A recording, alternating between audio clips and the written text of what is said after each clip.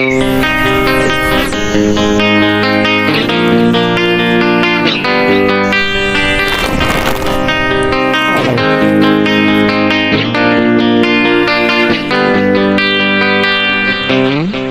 sahabat tani, nah jadi begini sahabat tani ya, tidak bermaksud menyinggung atau menyenggol siapapun ya sahabat tani.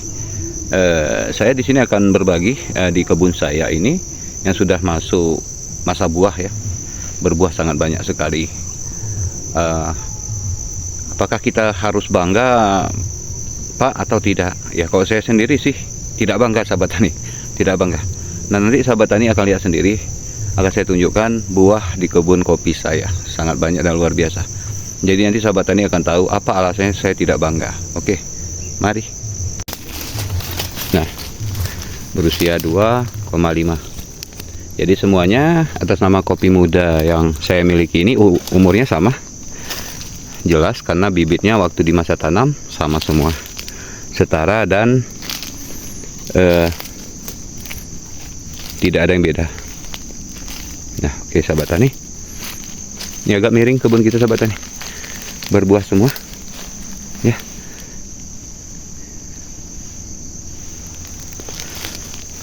Nah,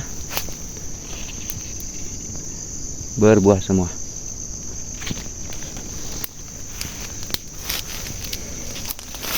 Ini lagi.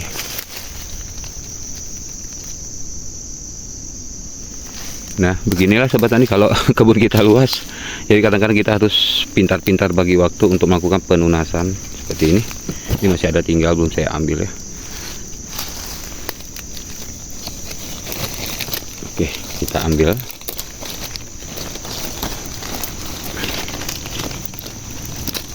Harus pelan-pelan sahabat tani, ini kita nggak bawa gunting ya. Ini nanti kita ambil sahabat tani, oke. Ini pembuahan kopi di kebun saya sahabat tani. Jadi apa alasannya saya tidak bangga? Yang pertama sahabat tani, karena ini, nah ini ya, kenapa saya nggak bangga? Yang pertama karena ini kopi muda sahabat tani. Kopi muda kalau di usia 2,5 tahun sampai 10 tahun, varietas kopi ateng apapun itu, semuanya berbuah seperti ini sahabat tani. Banyaknya sama seperti ini. Ini sahabat tani tanpa dipupuk juga buahnya banyak sahabat tani. Apakah ada bapak pupuk ini Pak? Nah ini jujur saya bilang ini tidak saya pupuk sahabat tani karena tidak sempat saya pupuk. Nah jadi ini saya serahkan sama Allah Ta'ala. Ternyata alhamdulillah masih dikasihnya rezeki.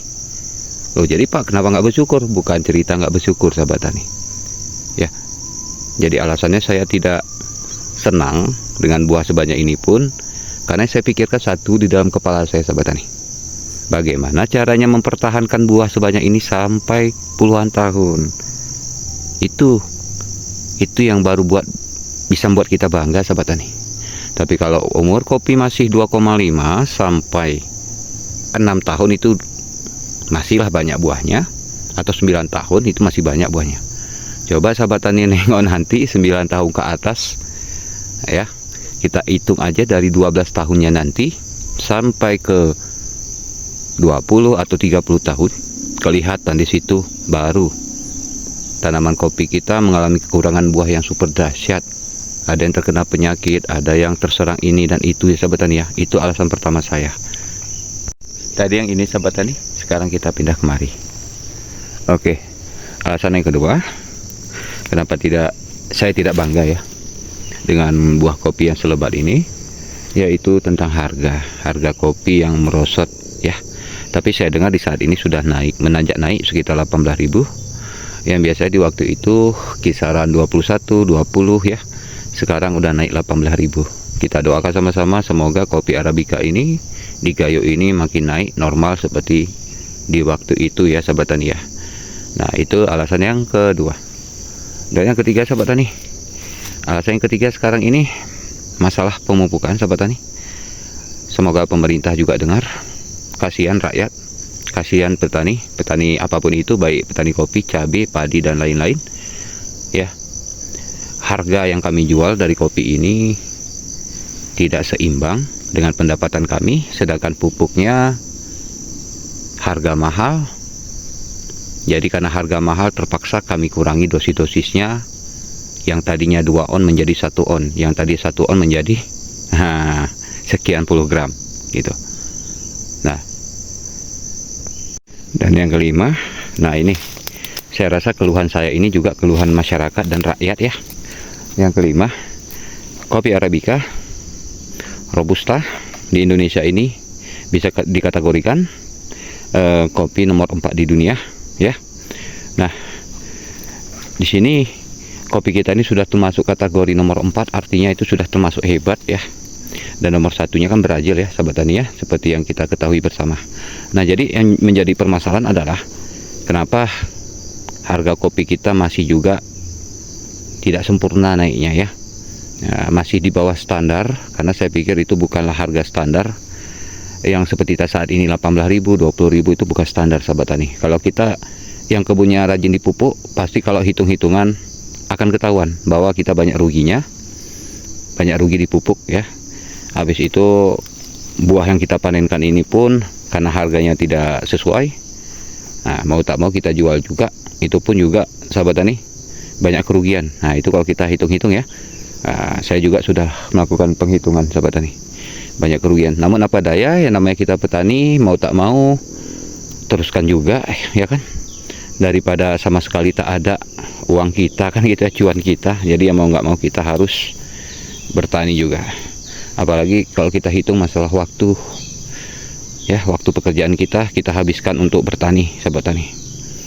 Nah jadi begini sahabat tani, semoga ya pemerintah, mungkin ada yang melihat konten saya ini ya, mungkin konten saya ini apalah ya, kontennya masih channel rendah, yang masih cuma berapa ribu penonton, subscriber ya gitu ya. Tapi setidaknya ini bisa saya bawa diri saya untuk mengganti suara rakyat ya. Semoga pemerintah Indonesia memperhatikanlah kami ini petani kopi ini. Nah, kami ini kan kita ini kan di kopi ini kan sudah masuk kategori nomor 4 di dunia. Nah, masa harganya kok segitu-segitu aja kan gitu ya sahabat tani ya. Nah, apalagi di saat ini kita dengar kabar bahwa Brazil banyak mengalami gagal panen kopinya, puluhan ribu hektar itu saya dengar saat ini ya, dari penyuluh pertanian kita melalui penelitian. Oke sahabat tani, jadi begini sahabat tani ya, itulah beberapa faktor kenapa saya tidak bangga menjadi petani kopi ya. Banyak sekali faktornya ya kan sahabat tani, seperti yang kita ulas bersama tadi.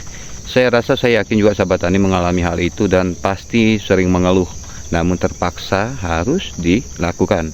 Nah seperti saya ini sahabat tani ya, yang kita ini cuma statusnya petani ya, nah gitu, tidak ada jabatan lain seperti misal pegawai negeri ya. Kalau pegawai negeri mungkin bisa terbantu dari gajinya ya. Ya kalau kita petani ini kan ya berharap dari hasil panen sahabat tani. Jadi mau tak mau, enak tak enak ya harus dijalani. Semoga pemerintah juga mendengar ya. Dan juga ya saran saya untuk pada pemerintah, coba kita buat program sama seperti program pemerintah Brazil yang dilakukan oleh Brazil kepada petani-petaninya. Jadi kenapa petani Brazil tetap nomor 1 di dunia statusnya? Karena itu yang pertama sahabat tani, didukung oleh pemerintah, dan pupuk dapat subsidi dari pemerintah secara full ya, tidak setengah-setengah gitu ya. Nah, dan yang ketiga, pemerintah selalu memperhatikan petani, baik dari dalam segi tadi yang pupuk tadi, pengobatan ya, racun-racun hama dan pembasmi jamur atau fungisida gitu ya. Nah itu diperhatikan juga sahabat tani. Nah jadi seperti kita ini bukan karena kualitas kopi kita di Indonesia tak enak sahabat tani, melainkan karena kita pun nggak tahu harus berbuat apa sahabat tani, karena sekarang serba mahal ya. Nah apalagi pupuk pun harus beli sendiri. Oh ada pak pupuk subsidi kok di kampung kami ada, itu kecil ya, itu pun hanya beberapa golongan yang dapat sahabat tani, termasuk di kampung saya. Di kampung saya juga golongan tertentu ya yang ada jabatannya itu dapat sahabat tani. Itu pun pakai bermain gelap-gelap dari belakang kan gitu ya sahabat tani. Jadi seperti saya ini, saya nggak pinter main belakang, apalagi bermain-main curang itu saya nggak pinter. Mungkin karena itu saya nggak bisa dapat apa-apa. Dan pupuk yang kemarin kita pakai waktu lakukan penyemprotan itu pun dah sekian bulan baru saya dapat sahabat tani. Itu pun dibatasin sekitar 3 sak. Nah, jadi saya harapkan pemerintah ya perhatikan biar petani kopi ini maju. Karena waktu itu pun Menteri Pertanian pun juga udah mengesahkan dan juga memastikan bahwa petani kopi di Indonesia ini harus maju. Dan ke depan harganya makin naik gitu ya. Jadi gairah petani kopi atau petani manapun ya seperti kami ini ya, itu tergantung dari dukungan pemerintah gitu. Jadi kalau dukungan pemerintah itu tak ada, apalagi dukungannya cuma seperti itu ya, setengah-setengah gitu ya, dan nggak karuan, nggak jelas begitu, saya rasa itu percuma ya kan. Nah, semoga pemerintah Indonesia dan Menteri Pertanian yang baru nanti di era Prabowo ini semoga betul-betul memperhatikan kami, dan bukan kami saja, tapi seluruh petani Indonesia ini diperhatikan. Karena hasil-hasil tani yang kami dapatkan ini kan juga aset buat negara Indonesia. Nah, jadi supaya petani pun bangga, supaya petani pun makin hebat dan bersungguh-sungguh gitu ya, menaikkan komoditas gitu ya, menaikkan tingkat ekspor. Nah, dan sehingga nanti petani kopi Indonesia bisa merangkak naik, yang tadi nomor 4 bisa menjadi nomor 1, insya Allah. Itu semua tergantung sama pemerintah, dan itu pun tergantung sama usaha pemerintah. Oke, segitu aja sahabat tani ya. Begitulah semuanya, dan saya akhiri. Assalamualaikum warahmatullahi wabarakatuh.